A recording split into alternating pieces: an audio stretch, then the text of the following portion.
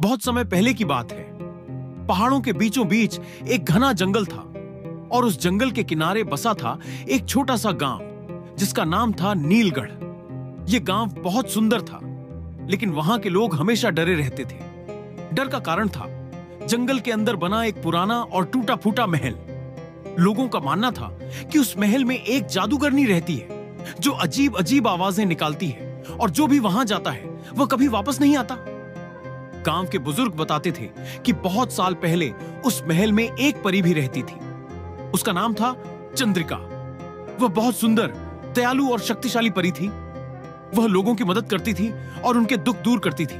लेकिन एक दिन उस महल में दूसरी परी आई जिसका नाम था मायरा।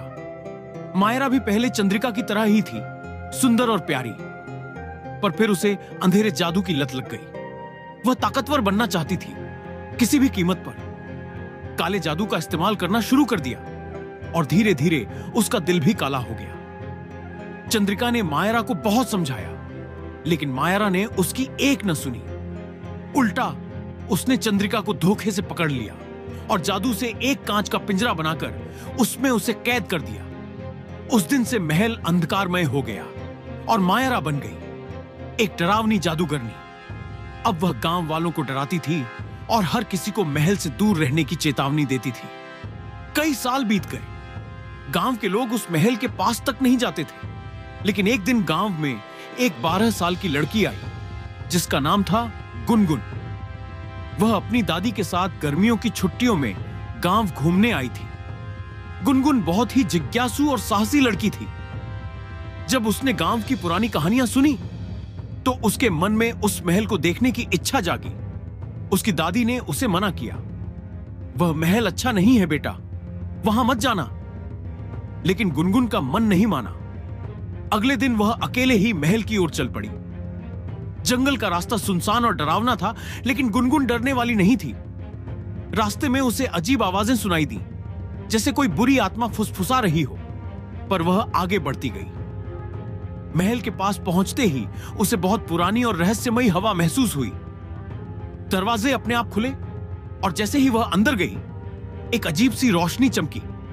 महल के अंदर बहुत सारी पुरानी चीजें थीं, टूटे झूमर, धूल से भरे कमरे और दीवारों पर जादुई निशान। एक कमरे में उसे हल्की नीली रोशनी दिखाई दी।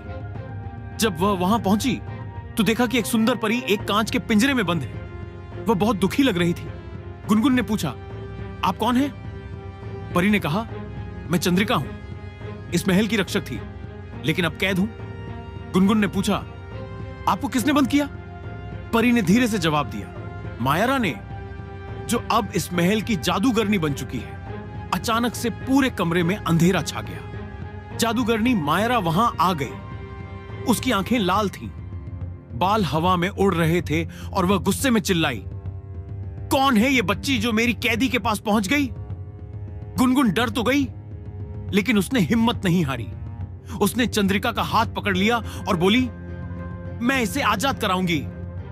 मायरा ने अपनी छड़ी उठाई और एक अंधेरे गोले से हमला किया, लेकिन जैसे ही वह गोला गुनगुन की तरफ आया, गुनगुन के हाथ से एक तेज रोशनी निकली। यह चमत्कार था। चंद्रिका और गुनगुन की सच्चाई, साहस और प्रेम से एक शक्तिशाली रोशनी बन गई जिसने मायरा को पीछे धकेल दिया। मायरा चीखने लगी, नहीं, यह कैसे हो सकता है? उसका अंधेरा जादू टूटने लगा। वह जमीन पर गिर पड़ी और उसकी आंखों से आंसू बहने लगे। उसने धीमे से कहा, मुझे माफ कर दो, मैं फिर से वैसी बनना चाहती हूं जैसी पहले थी। एक परी। चंद्रिका ने मुस्कुराते हुए उसका हाथ थामा और बोली, अगर दिल से पछतावा है तो माफी भी जरूर मिलेगी। और उसी पल मायरा का रूप बदलने लगा। वह फिर से एक सुंदर परी बन गई। तीनों ने एक दूसरे को गले लगाया। उस दिन से महल में रोशनी लौट आई। चंद्रिका और मायरा दोनों ने गुनगुन को जादू की दुनिया की रक्षक बना दिया। अब वह हर दिन कुछ नया सीखती और गांव के लोगों की मदद करती। गांव वाले बहुत खुश हुए और उन्हें गुनगुन पर गर्व था।